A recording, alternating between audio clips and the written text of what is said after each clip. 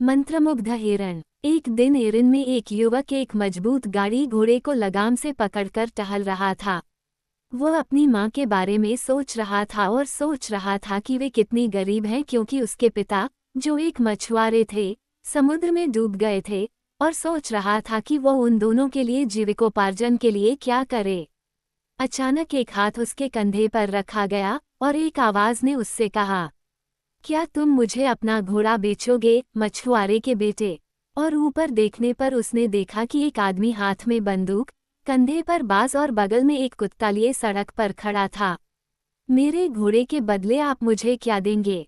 युवक ने पूछा। क्या आप मुझे अपनी बंदूक, अपना कुत्ता और अपना बाज देंगे? मैं उन्हें दे दूंगा, आदमी ने जवाब दिया, और उसने घोड़ा ले लिया और युवक ने बंदूक, कुत्ते और बाज को ले लिया और उनके साथ घर चला गया। लेकिन जब उसकी माँ ने सुना कि उसने क्या किया है, तो वह बहुत क्रोधित हुई और अपने हाथ में पकड़ी हुई छड़ी से उसे पीटा। इससे तुम्हें मेरी संपत्ति बेचना सीख जाओगे, उसने कहा, जबकि उसका हाथ काफी थक गया था। लेकिन उसके बेटे इयान ने उसे कोई जवाब नहीं दिया और अपने बिस्तर पर चला गया, क्योंकि वह बहुत दर्द में था। उस रात वह धीरे से उठा और बंदूक लेकर घर से निकल गया। उसने सोचा, मैं यहाँ पिटने के लिए नहीं रुकूंगा, और वह चलता रहा और चलता रहा और चलता रहा, जब तक कि दिन नहीं हो गया और उसे भूख लगी और उसने अपने आसपास देखा कि क्या उसे कुछ खाने को मिल सकता है। कुछ ही दूरी पर एक फार्म हाउस था, इसलिए वह वहां गया और दरवाज़ा खटखटाया। किसान और उसकी पत्नी ने दरवाजे पर आकर उससे आग्रह किया कि वो अंदर आ जाए और अपना नाश्ता साझा करे। वहां हिरन की जगह लंबे काले बालों वाली एक महिला खड़ी थी।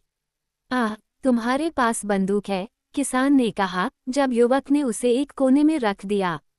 यह अच्छी बात है, क्योंकि हर शाम एक हिरन मेरा मक्का खाने आता है और मैं उसे पकड़ नहीं पाता। ये किस्मत है जिसने तुम्हें मेरे पास भेजा है। मैं खुशी खुशी तुम्हारे लिए हिरन को गोली मारूंगा, युवक ने जवाब दिया। और उस रात वह छिप गया और तब तक देखता रहा जब तक हिरन मकई के खेत में नहीं आ गया। फिर उसने अपनी बंदूक कंधे पर रखी और ट्रिगर दबाने ही वाला था, तभी, देखो, हिरन की जगह लंबे काले बालों वाली एक महिला खड़ी थी। यह नज़ारा देखकर उसकी बंदूक आश्चर्य से उसके हाथ से लगभग गिर गई, लेकिन जैसे ही उसने देखा, हिरन फिर से मकई खा रहा था। और ऐसा 3 बार हुआ, जब तक कि हिरन दलदली भूमि पर भाग नहीं गया और युवक उसके पीछे भागा। वे आगे बढ़ते रहे, आगे बढ़ते रहे और आगे बढ़ते रहे, जब तक कि वे एक झोपड़ी तक नहीं पहुंच गए जो ईंट से बनी हुई थी। हिरनी ने छलांग लगाई और छत पर जाकर लेट गई, जहां कोई उसे देख नहीं सकता था। लेकिन जैसे ही उसने ऐसा किया, उसने आवाज लगाई, मछुआरे के बेटे, अंदर जाओ और जब तक हो सके खाओ और पियो। इसलिए वह अंदर गया और पाया कि मेज पर खाना और शराब थी, लेकिन कोई आदमी नहीं था, क्योंकि घर कुछ लुटेरों का था, जो अभी भी अपने दुष्ट कामों में लगे हुए थे।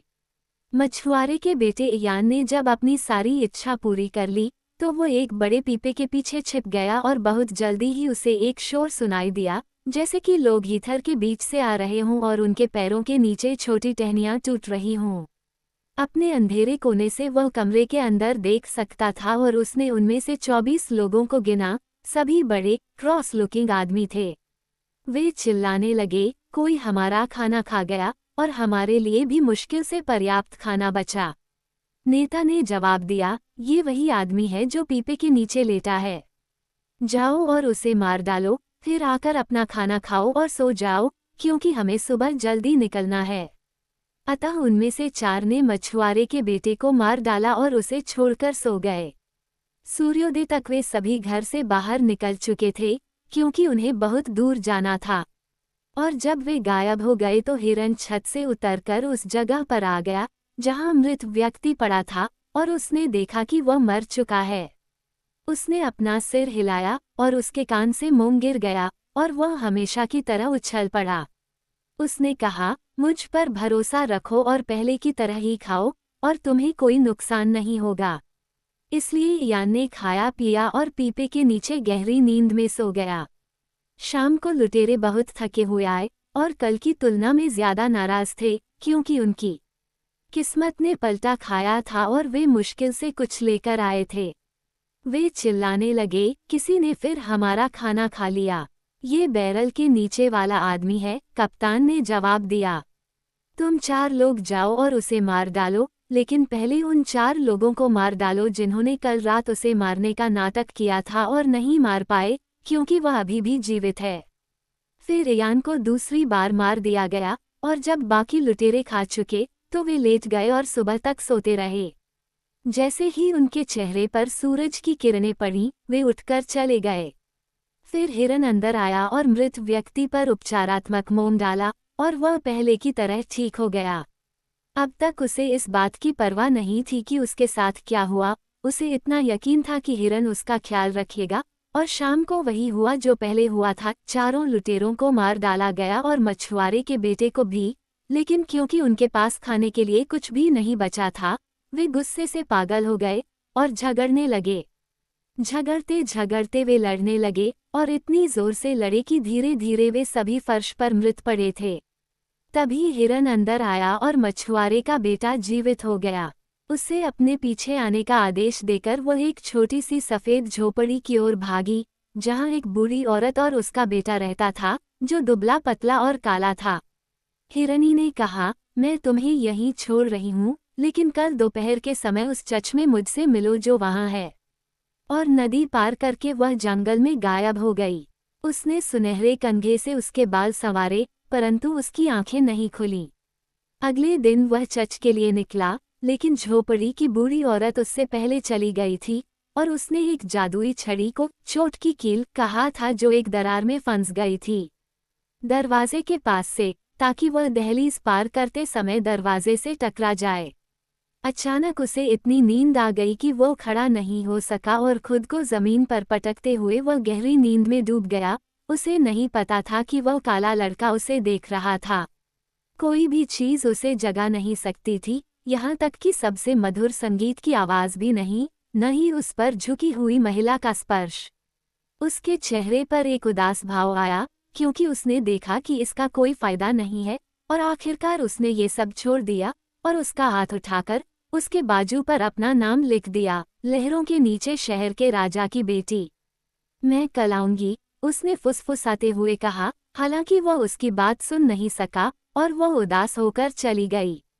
फिर वह जाग गया और उस काले लड़के ने उसे बताया कि उसके साथ क्या हुआ था, और वह बहुत दुखी हुआ। लेकिन उस काले लड़के ने उसे अपने हाथ के नीचे लिखे नाम के बारे में नहीं बताया। अगली सुबह मछुआरे का बेटा फिर चच गया। उसने निश्चय किया कि चाहे कुछ भी हो जाए, वह सोने नहीं जाएगा। लेकिन अंदर जाने की जल्दी में उसने अपने हाथ से चोट की कील को छू लिया और वहीं लेट गया जहां वह खड़ा था, नींद में लिपटा हुआ।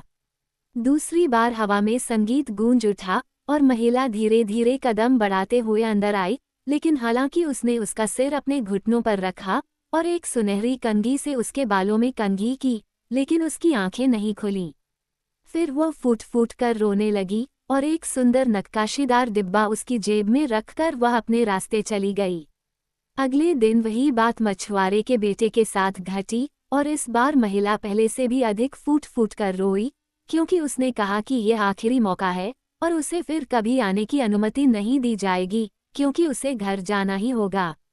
जैसे ही महिला चली गई, मछुआरे का बेटा जाग गया और काले लड़के ने उसे उसके आने के बारे में बताया और कैसे वह उसे अपने जीवन भर कभी नहीं देख पाएगा।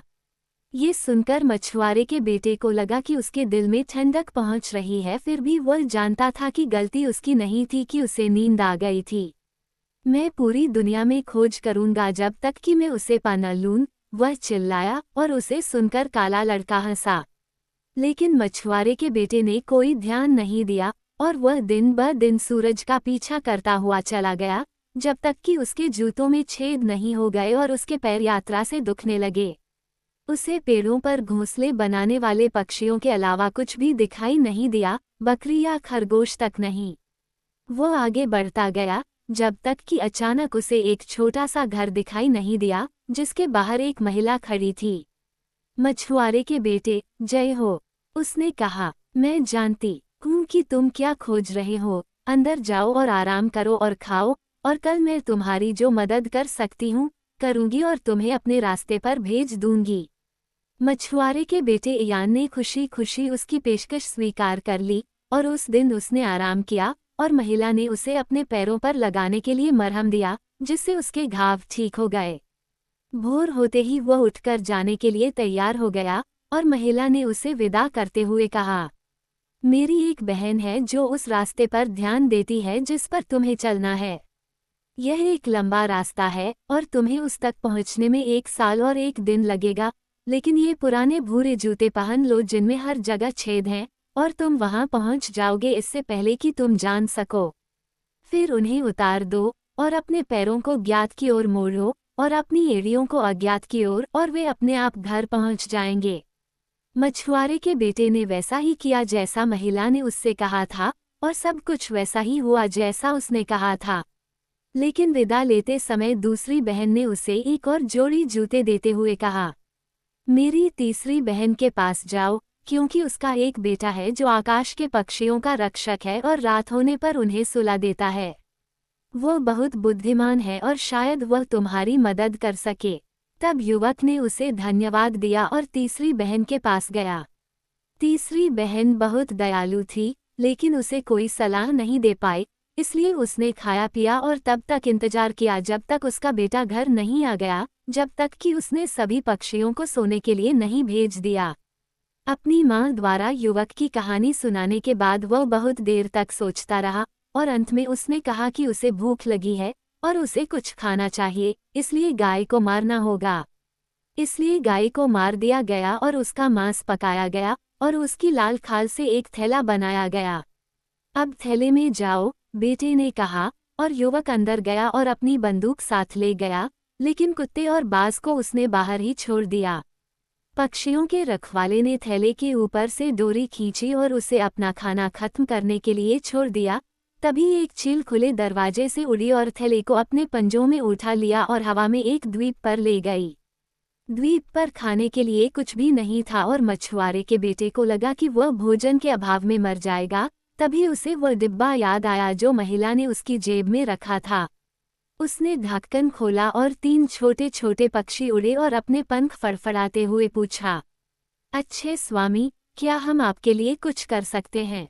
उसने उत्तर दिया, मुझे लहरों के नीचे राजा के राज्य में ले चलो। और एक छोटा पक्षी उसके सिर पर उड़ गया और अन्य उसके कंधों पर बैठ गए और उसने अपनी आंखें बंद कर ली और एक पल में वह समुद्र के नीचे के देश में पहुंच गया। फिर पक्षी उड़ गए और युवक ने अपने चारों ओर देखा। उसका दिल इस विचार से तेजी से धड़क रहा था कि यहाँ वह महिला रहती है जिसे वह पूरी दुनिया में खोज रहा था। वह सड़कों से चलता हुआ एक बुनकर के घर के पास पहुंचा जो अपने काम से आराम करते हुए दरवाजे पर खड़ा था। बुनकर ने कहा, तुम यहाँ अजनबी हो, ये तो स्पष्ट है, लेकिन अंदर आओ, मैं तुम्हें खाने पीने का सामान दूंगा। युवक खुश हुआ, क्योंकि वह नहीं जानता था कि कहाँ जाना है, और वे देर तक बैठे बातें करते रहे। मेरे साथ रहो, मैं प्रार्थना करता हूँ, क्योंकि मुझे संगति पसंद है और मैं अकेला। आखिरकार बुनकर ने टिप्पणी की और उसने एक कोने में एक बिस्तर की ओर इशारा किया, जहाँ मछुआरे का बेटा खुद को फेंक दिया और भोर तक सोता रहा। बुनकर ने कहा, आज शहर में घुड़दौड़ होने वाली है और जीतने वाले को राजा की बेटी से शादी करनी होगी। ये खबर सुनकर युवक उत्साह से कांप उठा और जवाब देते हुए उसकी आवाज कांप उठी, ये सचमुच एक पुरस्कार होगा, मैं दौड़ देखना चाहूंगा। ओह, ये बहुत आसान है, कोई भी जा सकता है, बुनकर ने जवाब दिया। मैं तुम्हें खुद ले जाऊंगा, लेकिन मैंने राजा के लिए ये कपड़ा बुनने का वादा किया है। ये दुख की बात है, युवक ने विनम्रता से उत्तर दिया, लेकिन मन ही मन वह खुश भी हुआ, क्योंकि वह अकेला रहना चाहता था। घर से निकलकर वह पीछे खड़े पेड़ों के झुरमुट में घुस गया और अपनी जेब से बक्सा निकाला। उसने बक्सा का ढक्कन उठाया और उसमें से 3 छोटे पक्षी उड़ गए। अच्छे स्वामी, हम आपके लिए क्या करें? उन्होंने पूछा और स्वामी ने उत्तर दिया, मेरे लिए अब तक देखा गया सबसे बढ़िया घोड़ा, सबसे शानदार पोशाक और कांच के जूते लाओ। वे यहाँ हैं, स्वामी, पक्षियों ने कहा, और वे यहाँ थे, और युवक ने कभी भी इतनी शानदार चीज नहीं देखी थी। घोड़े पर सवार होकर वह उस मैदान में गया जहां घोड़े बड़ी दौड़ के लिए इकट्ठे हो रहे थे और उनके बीच अपनी जगह ले ली। वहां कई अच्छे जानवर थे जिन्होंने कई दौड़ जीती थी, लेकिन मछुआरे के बेटे के घोड़े ने उन सभी को पीछे छोड़ दिया और वह जीतने वाले स्थान पर पहले स्थान पर था। राजा की बेटी ने अपना पुरस्कार लेने के लिए उसका व्यर्थ इंतजार किया, क्योंकि वह जंगल में वापस चला गया और अपने घोड़े से उतर गया और अपने पुराने कपड़े पहने और बॉक्स से कुछ सोना अपनी जेब में रखने को कहा। उसके बाद वह बुनकर के घर वापस गया और उसे बताया कि सोना उसे उस आदमी ने दिया था जिसने दौड़ जीती थी और बुनकर को उसकी दयालुता के कारण यह मिल जाए। अब जब कोई भी राजकुमारी का हाथ मांगने के लिए नहीं आया तो राजा ने एक और दौड़ आयोजित करने का आदेश दिया और मछुआरे का बेटा पहले से भी ज्यादा शानदार कपड़े पहने हुए मैदान में आया और उसने आसानी से सभी को पीछे छोड़ दिया।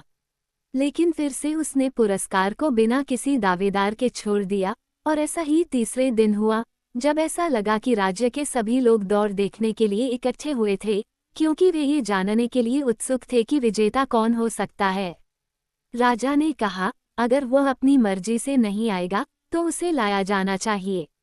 और विजेता का चेहरा देख चुके दूतों को शहर की हर गली में उसे खोजने के लिए भेजा गया। इसमें कई दिन लग गए और जब आखिरकार उन्हें बुनकर की झोपड़ी में वह युवक मिला तो वह इतना गंदा और बदसूरत था और उसका रूप इतना अजीब था कि उन्होंने घोषणा कर दी कि वह विजेता नहीं हो सकता जिसकी उन्हें तलाश थी, बल्कि वह एक दुष्ट डाकू था जिसने बहुत से लोगों की हत्या की थी, लेकिन हमेशा भागने में सफल रहा था। जब मछुआरे के बेटे को राजा के समक्ष लाया गया तो उसने कहा, हाँ, ये डाकू ही होगा। एक फांसी का फंदा बनवाओ और उसे मेरी सारी प्रजा के सामने लटका दो, ताकि वे उसे उसके अपराधों की सजा भुगतते हुए देख सकें। इसलिए फांसी का फंदा एक ऊंचे मंच पर बनाया गया और मछुआरे का बेटा सीढ़ियां चढ़कर ऊपर गया और ऊपर की ओर मुड़ा और वह भाषण दिया जो हर दोषी या निर्दोष व्यक्ति से अपेक्षित होता है। बोलते समय उसने संयोग से अपना हाथ ऊपर उठाया और राजा की बेटी, जो अपने पिता के पास बैठी थी, ने वह नाम देखा जो उसने उसके नीचे लिखा था। वह चीखकर अपनी सीट से उठी और दर्शकों की निगाहें उसकी ओर मुड़ गईं। रुको, रुको, वह चिल्लाई। उसे समझ में नहीं आ रहा था कि उसने क्या कहा। अगर उस आदमी को फांसी लगा दी गई तो उस कमरे में एक भी आत्मा नहीं बचेगी। राज्य तो छोड़ो, मर भी जाओगे। और दौड़कर उस जगह पहुंची जहां मछुआरे का बेटा खड़ा था और उसका हाथ पकड़कर कहा, पिताजी, यह कोई डाकू या हत्यारा नहीं है, बल्कि यह तीनों दौड़ों का विजेता है और इसने मेरे ऊपर डाले गए जादू को तोड़ दिया है। फिर उत्तर की प्रतीक्षा किए बिना वह उसे महल में ले गई और उसने संगमरमर के स्नान में स्नान किया और परियों ने उस पर जो भी गंदगी लगाई थी वह जादू की तरह गायब हो गई। और जब उसने राजकुमारी द्वारा भेजे गए बढ़िया कपड़ों को पहना तो वह एरिन में किसी भी राजा की बेटी के लिए एक मैच लग रहा था। वह बड़े हॉल में चला गया जहां वह उसका इंतजार कर रही थी और उनके पास एक दूसरे को बताने के लिए बहुत कुछ था, लेकिन इसे बताने के लिए बहुत कम समय था, क्योंकि राजा, उसके पिता और राजकुमार जो उससे मिलने आए थे और राज्य के सभी लोग अभी भी अपने स्थानों पर उसके लौटने की प्रतीक्षा कर रहे थे। तुमने मुझे कैसे ढूंढ लिया? वो फुसफुसाते हुए बोली जब वे गलियारे से नीचे जा रहे थे। बॉक्स में बंद पक्षियों ने मुझे बताया, उसने उत्तर दिया, लेकिन वो और कुछ नहीं बोल सका क्योंकि वे लोगों से भरी खुली जगह में चले गए। वहां राजकुमारी रुक गई। हे राजाओं, उसने उनकी ओर मुड़ते हुए कहा, यदि आज आप में से कोई एक मारा जाता तो बाकी भाग जाते, लेकिन इस आदमी ने मुझ पर भरोसा किया और अपना सिर 3 बार कटवाया। क्योंकि उसने ऐसा किया है, इसलिए मैं तुम में से किसी एक से नहीं, बल्कि उससे विवाह करूंगी जो मुझसे विवाह करने के लिए यहाँ आए हैं, क्योंकि यहाँ कई राजाओं ने मुझे जादू से मुक्त करने की कोशिश की, लेकिन मछुआरे के बेटे इयान को छोड़कर कोई भी ऐसा नहीं कर सका।